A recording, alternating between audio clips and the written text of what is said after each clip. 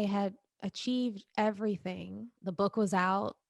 I had been on Steve Harvey's radio show many times. I had done television, like the major national programs, had been in New York Times, had been in, um, USA Today and The Guardian and InStyle and Essence and Ebony, like all of the major places. Mhm. But I could see that I wasn't happy. I have a healthy kid by this point. I'm married. We have a great house, have a very nice car. I have my health. My family has their health. The business is doing great. I've got great contracts and sponsorships.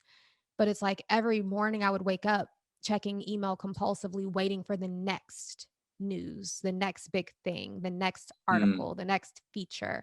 And I could see that even when I got it, when I did get the email that, "Oh, you get to interview Shaka Khan," because at the time, still, folks were not giving interviews to bloggers because they were scared, like, it was a new thing, and I got hundreds of them between '08 and 2013. And so I'm doing this and I'm working overtime, and I'm like, no matter what I achieve and no matter I could interview, you know, Michelle Obama and I still wouldn't be happy because I'm like, who am I who's next? What's next? What's next? What's next? Like that happiness was always around the corner. Like true success was always around the corner. No matter what I achieved, it wasn't enough for this ego, the way this ego was set up. I could feel that. And I was looking around at other successful people and I could see that same energy there.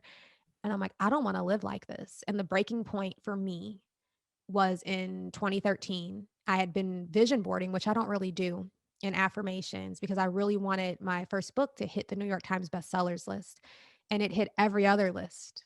And like the numbers were there. It would have been on that list, but it's subjective.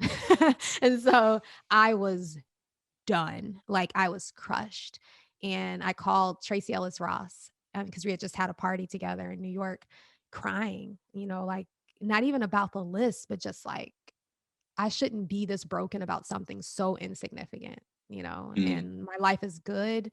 Like what's wrong with me? And she told me some personal things about her story up until that point. And she's like, we're not doing any of the stuff we're doing for accolades, for awards, for attention. She was like, I'm like, you're right. Everything that I had done and the reason why I was successful was because it's a service. Everything I've done has been a service to people. Curlynikki.com was free content. I never charged anyone anything except for the book. Like the events were free. Everything was free that I did because I just wanted to be able to help people feel better. And when she said that, I was like, that. And she's like, so you need to read better books like, Law of Attraction and stuff like that is great, but you have to go deeper. And she's like, you should Google law of detachment, law of detachment. And I'm like, cool. And so I did. And then like found Eckhart Tolle and Deepak Chopra, and then went on to read 600 more books and meditate daily, like 4 hours a day. And that was between 2013 and like 2018. And eventually I found my inner cave, my inner ashram, which is where I reside. Even now that I'm speaking, I'm there. I'm in, always in the silence. But it took a while to get there. And it was a necessary journey. And everything that led up to 2013, I'm like deeply grateful for every moment of all of it because I wouldn't have taken this journey, the deeper journey that needed to happen.